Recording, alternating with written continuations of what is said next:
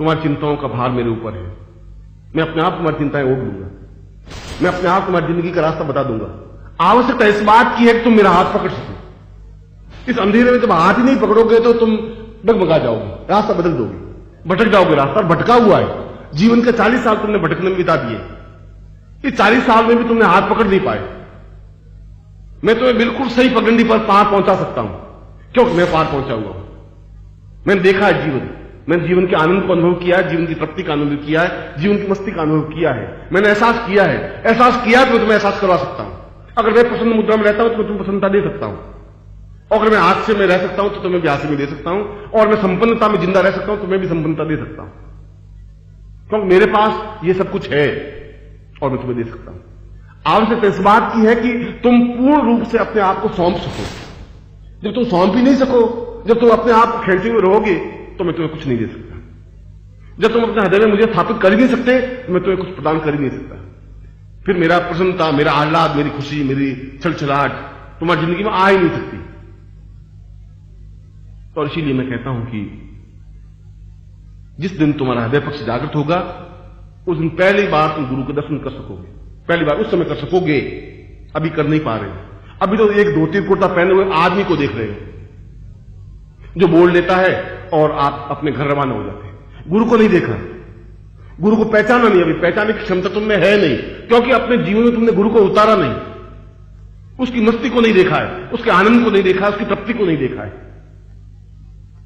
और यह तुम्हारे लिए हृदय पक्ष जागृत होने पर संभव है। और इसीलिए मैंने कहा कि तुम्हें और कुछ करना नहीं है, तुम्हें कुछ साधनाएं भी नहीं करनी है, तुम्हें कोई मंत्र जाप करने की जरूरत नहीं है। तुम्हें तो केवल आगे बढ़कर के मेरा हाथ पकड़ लेना है। पकड़ लेना है, जहां मैं चलूं मेरे साथ चलना।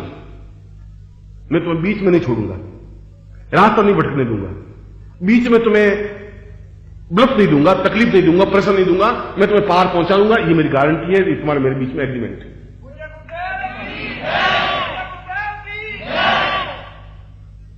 और मैं सोचता हूं कि इस बात के बाद तो अब ये सारी शंकाएं बेकार हो गई कि हम साधना कैसे करें, और ये भी सारी शंकाएं बेकार हो गई कि मंत्र जाप कैसे करें, और ये भी सारी शंकाएं हो गई कि हम क्या करें, दक्षिण दिशा की ओर मुंह करें, पश्चिम दिशा की ओर मुंह करें। मैं कह रहा हूं तुम्हें कुछ करने की जरूरत है भी नहीं, मैं ऐसा कर सकता हूं। और अगर मैं ऐसा कह रहा हूं तो इसमें कोई घमंड का भाव तो नहीं। ये तो गीता में कृष्ण स्वयं कह रहे हैं कि अर्जुन तो मुझे समझ ही नहीं रहा है, तो मुझे साथ ही समझ रहा है कि घोड़े चलाने वाला है। मैं घोड़े चलाने वाला नहीं हूं, पूरे ब्रह्मांड को अपने आप में रखे हुए हूं। और हम सोचते हैं कि कृष्ण ने इतनी बात कही, इतना बड़ा घमंड क्या था। वो खुद कह रहा है कि मैं संसार को चला रहा हूं और मैं ब्रह्मांड को चला रहा हूं और मैं ये कर रहा हूं और मैं ये कह रहा हूं और मैं पेड़ों में पीपल का पेड़ हूं, मैं नदियों में गंगा हूं, तो यूं नहीं पहचाने तो तू मुझे पहचान। ये सारी बातें अगर गीता में कृष्ण ने कही है तो कोई कृष्ण ने घमंड नहीं किया। अर्जुन समझ नहीं रहा था, उसको जबरदस्ती समझाने की जरूरत थी, और तुम भी समझ नहीं पा रहे। तुम धृतराष्ट्र की तरह अपने राजा के राजमुकुट पर बैठे हुए, और मैं तुम्हें आंख में आंख डाल के समझा रहा हूं कि तुम्हें हृदय पक्ष जागृत होगा तब तुम पहचान पाओगे। जब उसका हृदय पक्ष विकसित हुआ अर्जुन का, तब उसने उठ करके गांडीव को हाथ में भी लिया, कृष्ण को प्रणाम भी किया, एहसास किया कि ये केवल सारथी नहीं है, ये केवल मेरे मित्र ही नहीं है, ये अपने आप में षोडश कला पूर्ण भगवान श्री कृष्ण है। तब एहसास किया, और उस एहसास करने के लिए 300 श्लोक कृष्ण को बोलने पड़े कि तू मुझे पहचान, तू और कुछ मत कर, तुम्हें लड़ना नहीं है। ये महाभारत युद्ध तो मैं जीत लूंगा अपने आप, ये सब मरे हुए, इनको तो मैं मार दूंगा, तू तो केवल खड़ा हो जा और मेरा हाथ पकड़ ले, ये सब कुछ मैं कर दूंगा। ऐसा इसलिए कहना पड़ा कि अर्जुन व्यामोह युक्त था, समझ नहीं पा रहा था। और मैं तुम्हें भी वही बात कह रहा हूं कि तुम समझ नहीं पा रहे हो। तुम्हें साधनाएं तो मैं अपने आप सिद्ध करवा दूंगा, ये तो जिम्मेवारी मेरी है। तुम्हें संपन्न तो मैं अपने आप कर दूंगा, ये मेरी जिम्मेवारी है। मगर उस दिन, जिस दिन तुम मुझे पहचान लोगे, जिस दिन अपना हाथ मेरे हाथ में ले दोगे, जिस दिन मेरे कदम से कदम मिलाकर के चले चलोगे, जिस दिन अपने आप को पूर्ण समर्पण कर दोगे, फिर तुम्हारे जीवन में कोई कमी नहीं रह सकती। और ये जीवन की बहुत बड़ी साधना है, ये जीवन का बहुत बड़ा क्षेत्र है, जीवन का बहुत बड़ा कार्य है। और आज के दिन अपनी बात को तुम्हारे सामने व्यक्त करते हुए, क्योंकि आप मेरे शिष्य हैं, और शिष्य का तात्पर्य है नजदीक आना और नजदीक आना और नजदीक आना और नजदीक आते आते समा जाना, उसको शिष्य कहते हैं। और उपनिषद अगर कहा है तो उपनिषदों में ज्ञान का भंडार है, तो उपनिषद का मतलब है नजदीक आने की क्रिया। उपनिषद क्यों सीख रहे हैं हम? कि हम कैसे गुरु के नजदीक जा सके, कितना नजदीक जा सके, इतना नजदीक कि उसमें अपने आप को समा दे, डुबो दे। और जब डुबो देंगे तो फिर अपने आप जो कुछ निकलेगा वो अपने आप में पूर्ण ज्ञान, चेतना, धारणा, ध्यान, श्रेष्ठता, क्रिया और कुंडलिनी अपने आप होगी। क्योंकि अगर गंगा में स्नान करेंगे तो अपने आप पवित्र हो जाएंगे, अपने आप हमें शुद्धता आ जाएगी। स्नान करने की और कपड़े उतार करके डुबकी लगाने की हिम्मत होनी चाहिए।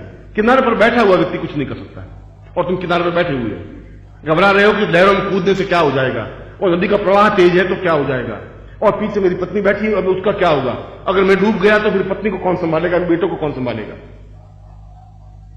तुम्हें अपनी चिंता नहीं है, तुम्हें चिंता उस पत्नी की, बच्चों की, बेटियों की, बेटों की और अपने कपड़ों की है।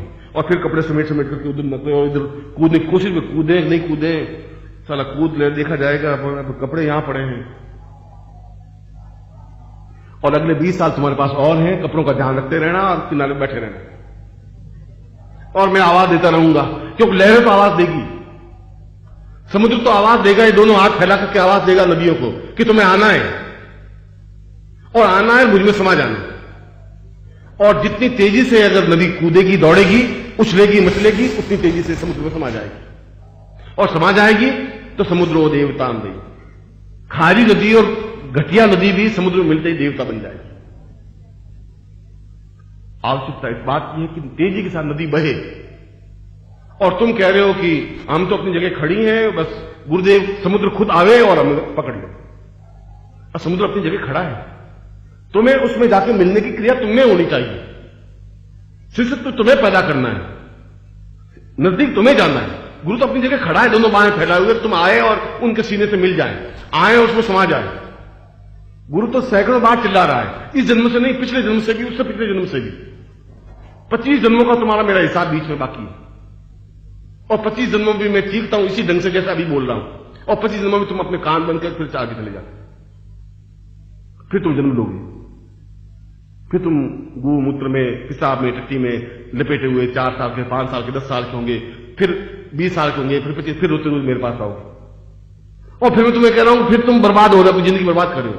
तुम्हारी ड्यूटी, तुम्हारा हाथ मुझे हाथ में सौंपना है, तुम इस प्रकार से अपनी जिंदगी बर्बाद नहीं करो। फिर मैं तुम्हें ये बात कहूंगा। ये 25 जन्मों से कहता आया हूं, शायद अगले 25 जन्म मुझे और कहने पड़े, मगर ये कब तक जीवन चलेगा? ऐसा कब तक होगा? किसी न किसी तुम्हें निर्णय लेना पड़ेगा, एक चिंतन लेना पड़ेगा, विचार लेना पड़ेगा कि मुझे इन समुद्र में कूद जाना है, या तो मैं पार निकल जाऊंगा या मैं डूब जाऊंगा। जिस क्षण ऐसा चैलेंज लिया जाता है उस क्षण जीवन में पूर्णता आ सकती है। फिर तुम्हें साधनाओं के लिए भटकना नहीं पड़ेगा, साधना स्वयं हाथ जोड़ के सामने खड़ी मिलेगी तुम्हें। पुरुष के सामने स्त्री अपने आप विनय नम्रता खड़ी होती है। अगर तुम्हें पुरुषत्व है तो, कायर बुद्धली है तो कोई खड़ी नहीं हो सकती, एक भी साधना तुम्हारे सामने हाथ जोड़ के खड़ी नहीं हो सकती। फिर लक्ष्मी और सरस्वती और देवी और जगदम्बा और अप्सरा और काले की कई घटने की जरूरत नहीं है। तुम्हें प्रखर व्यक्तित्व होना चाहिए, अपने आप तुम्हारे सामने साकार होंगी ही, होना ही पड़ेगा उनको, क्योंकि तुम्हारे शरीर में उस गुरु का खून बह रहा है जो अपने आप में पूर्ण है, सिद्ध है। तुम्हारे धमनियों में उसका रक्त प्रवाहित हो रहा है, फिर तुम्हारे हृदय में उसका हृदय जागृत हो रहा है, धड़कन दे रहा है। और जब ऐसा होगा तो वह, अगर उसके पास सब कुछ है तो तुम्हारे पास आएगा ही। अगर बाप के पास 1000 रुपए हैं और इकलौता बेटा है तो बेटे के पास सब चीजें आएंगी, क्योंकि उसके पास है, उसको देना ही है। इसको बेटा सपूत होना चाहिए, बाप से विनय करके प्राप्त कर ले, कमाने की जरूरत नहीं है। बेटे ने 1000 रुपए नहीं कमाए, बाप की संपत्ति अपने आप प्राप्त हो जाएगी अगर वो सेवा कर लेता है, अपने आप पुत्र कह देता है, अपने आप को समर्पित कर देता है।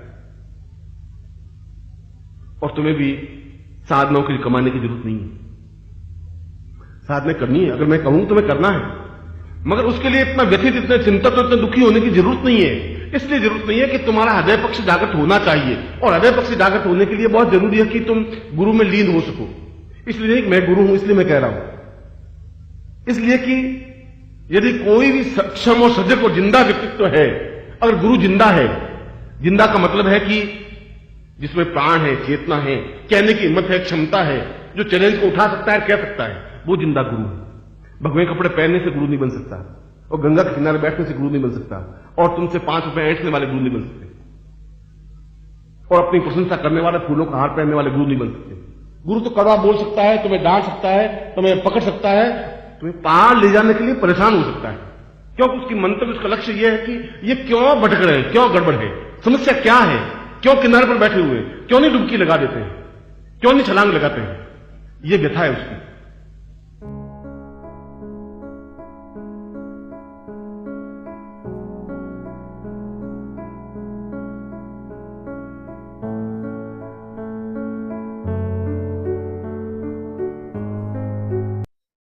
ओम परम तत्वाय नारायणाय गुरुभ्यो नमः। ओम ह्रीं मम प्राण देह रोम प्रतिरोम चैतन्य जाग्रय ह्रीं ओम नमः। ओम भूर्भुवः स्वः तत्सवितुर्वरेण्यं भर्गो देवस्य धीमहि धियो यो नः प्रचोदयात्।